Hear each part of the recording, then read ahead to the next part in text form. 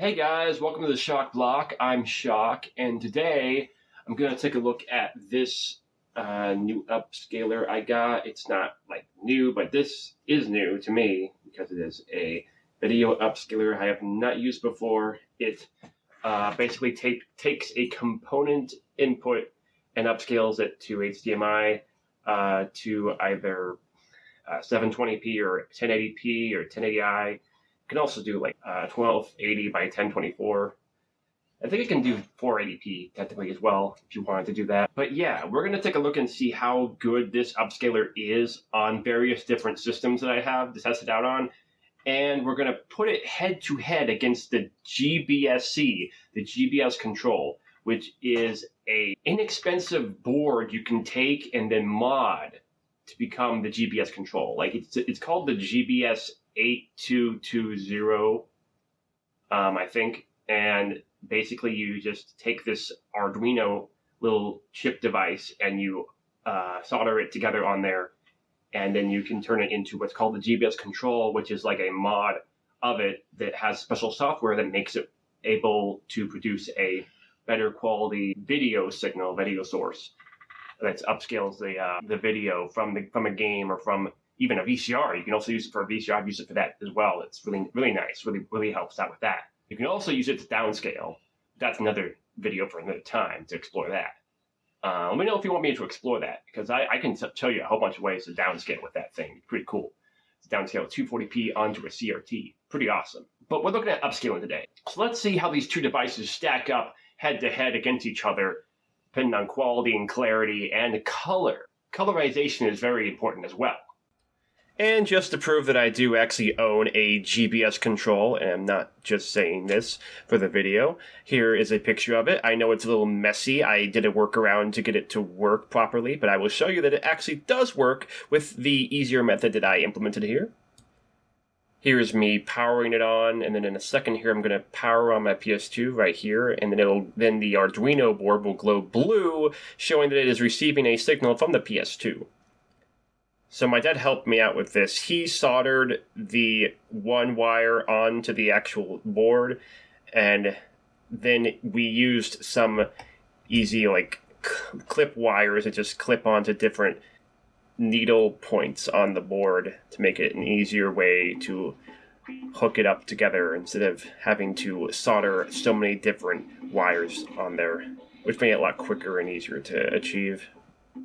I'm actually thinking about making a video called an easier method to put together a GBS control, since I did make my own and it wasn't that hard.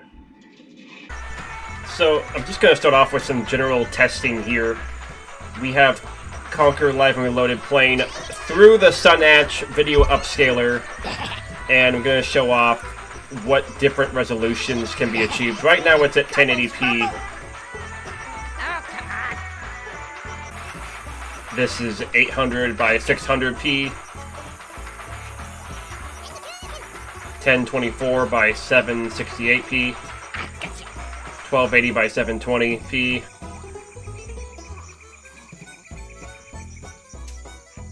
I know I went through those other ones a little fast, but those resolutions people don't use very often anyway.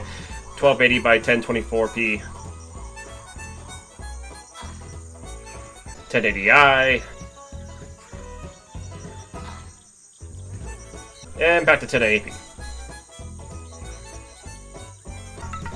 Okay, now we're putting the Sunnatch up against the GBS control, both at 1080p.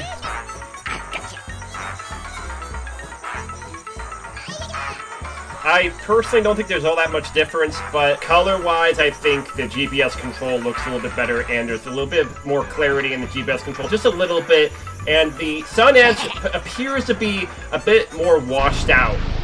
Okay, here we have a demonstration of the original Xbox's intro going into the menu, which changes resolution when it goes to the menu.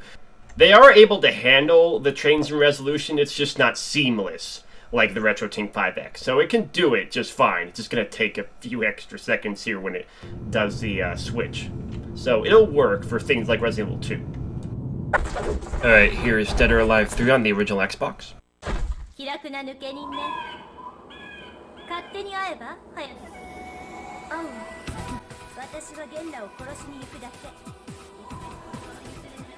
Okay, this case scenario is very interesting because the Sunnatch looks pretty clear and nice, but the GBS control has better colorization, in my opinion, on this scene in particular, this fight.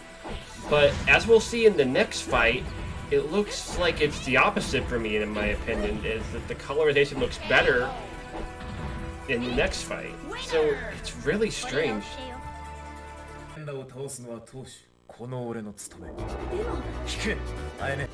Yeah, so here the lighting and color looks better on the Sunnatch, whereas the GBS control looks almost the same, but a little bit different in terms of color. I would have to say maybe if you just did some color correction in your video editing software, and maybe up the brightness just a tad on the GBS control footage, then it would look on par. But they're very, very close, very on par with each other. It's very similar. I'm very uncertain as to which one I would choose over the other, but I probably would go with the Sunnatch, but they're both very close. At one time, just randomly, but I don't really know. Okay, now we're switching to Mega Man X8. But yeah, Sunnatch tends to be a little bit darker, and the colors tend to be a little bit off sometimes. It seems to handle stuff like Mega Man X8 just fine and Conquer, but Dead or Alive 3 was definitely different and off with its colorization. I wasn't sure why it did that. It's handling Mega Man X8 just fine, and it looks great. They look pretty on par with each other. GBS control still has a little bit more clarity in my opinion, but they look pretty on par with this game. There's barely any difference here. You might notice that it looks a little bit brighter. I did enhance the brightness on the GBS control because it tends to look darker most of the time when I record it with my capture device. So that's why the red on that robot boss is a little bit like off, but it looks just fine on a TV, trust me.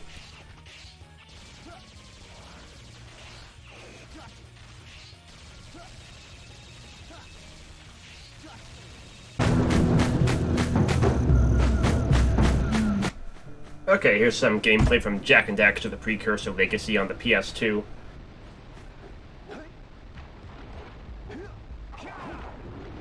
Now this is really showing a big difference compared to the color and the lighting and just... It's very interesting how they both have a good amount of clarity but are producing different kinds of color. And I kind of like the way the Sunnatch looks here better, which is strange, because I usually prefer the GBS control, of course.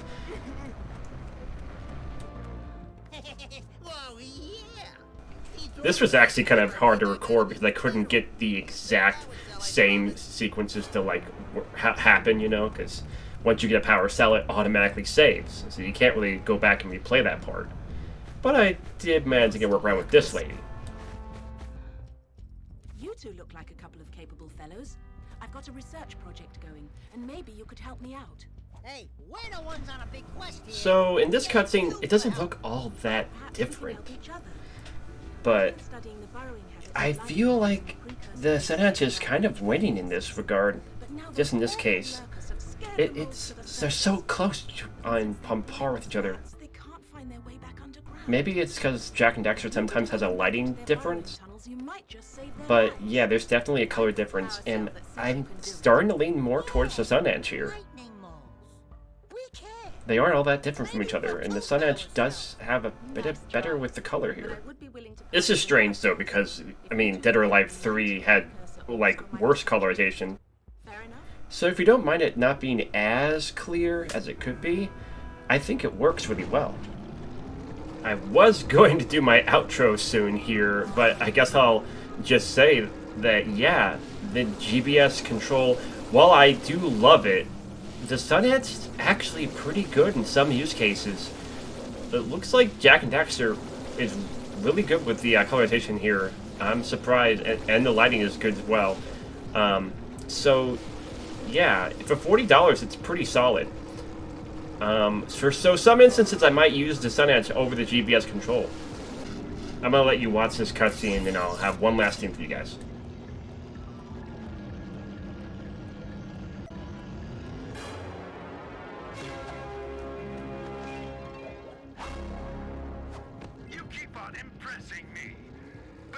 maybe it's just because I've got low expectations. Okay, your moment of gloating is over. Get on with it.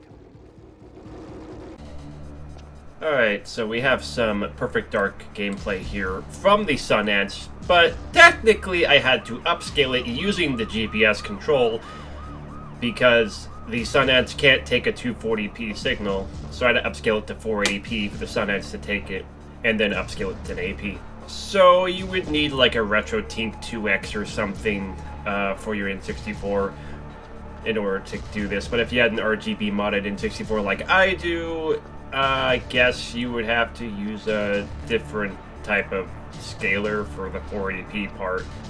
But I mean, if you have that, then I don't know what you're using a Sunnatch for.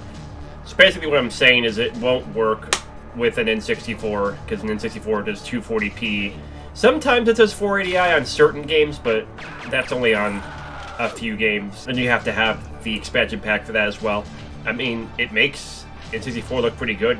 So if you have a solution that upscales it to 480p, maybe a RAD2X would work.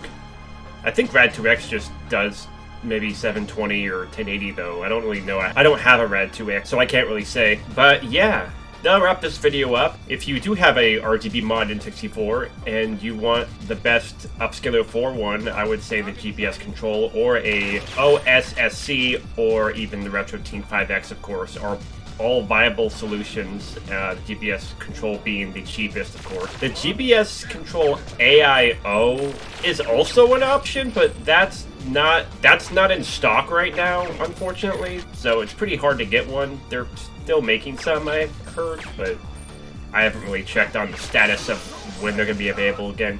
But yeah, that'll wrap up this video for today.